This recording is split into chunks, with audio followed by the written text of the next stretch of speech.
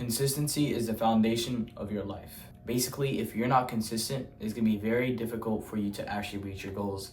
And on the other hand, even if you're not doing so well, if you're consistently improving every single day, it's going to put you at such an advantage in life. My name is Isam, and I'm on a journey to become a millionaire by 21 and to overall achieve financial independence and improve every aspect of my life to become the best version of myself, basically.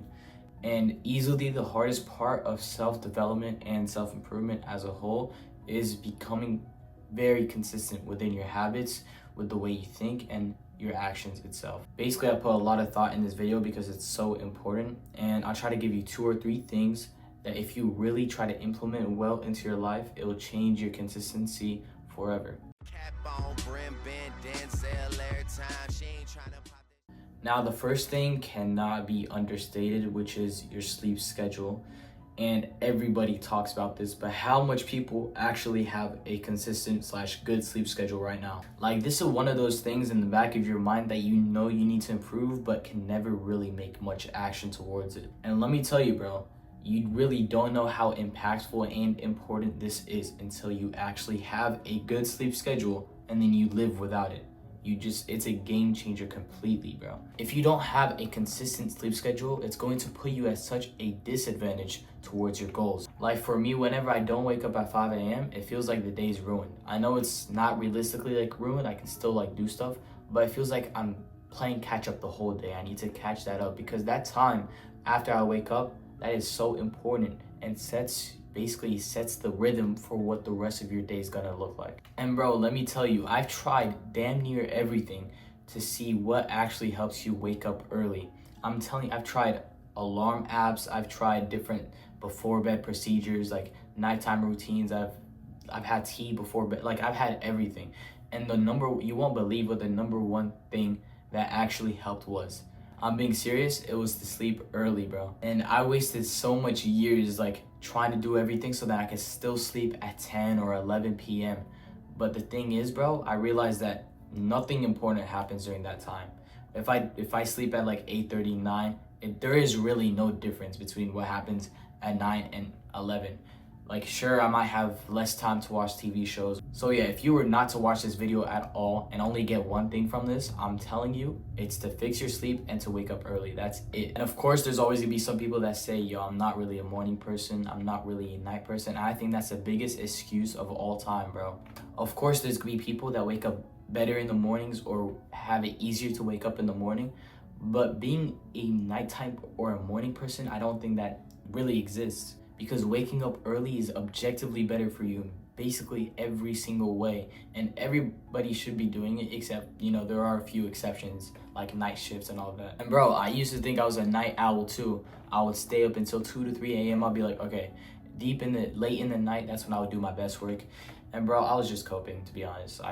It just made no sense. Even for your health, studies have shown that being a nighttime owl or sleeping late every single night is detrimental to your health. So yeah, I challenge whoever is watching this video to set a hard bedtime for either today, or if you're like already too late today, just do it tomorrow, to set a hard bedtime and basically try to get 8 hours of sleep. So basically for me, it takes me 30 minutes to sleep. So I go to sleep at 8:30, I'm usually asleep by 9.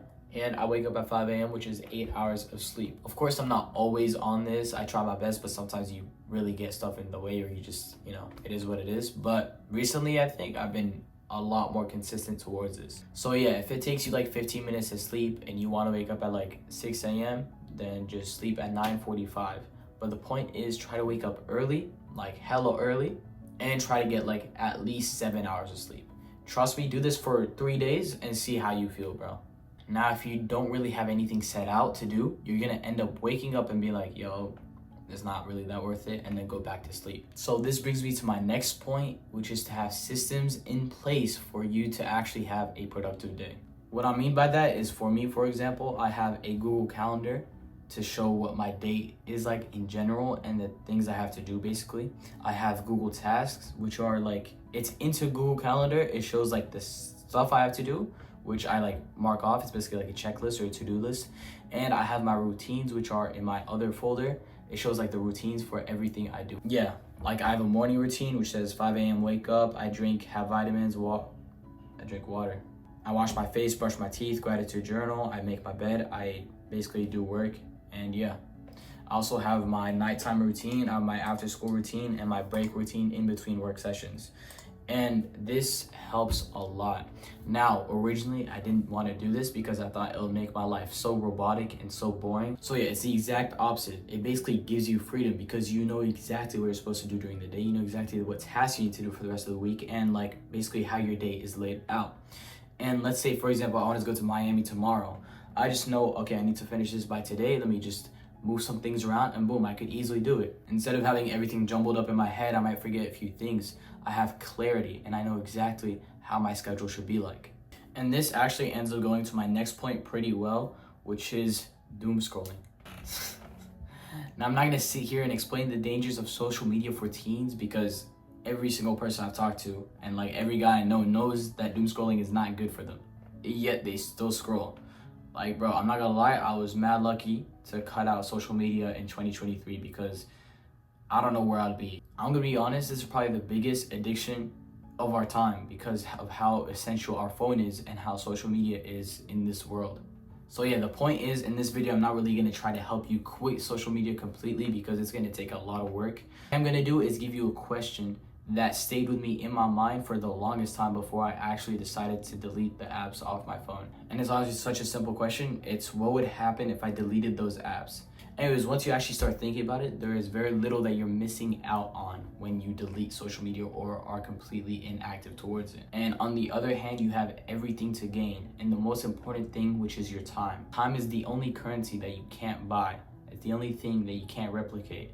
So why are you treating your time like it doesn't really matter? It's so easy to be great nowadays. If you genuinely follow everything I gave you in this video, I think you can literally make it to the top in any realm of your choosing. There's always gonna be a cost of greatness, but mediocrity is not the way to live.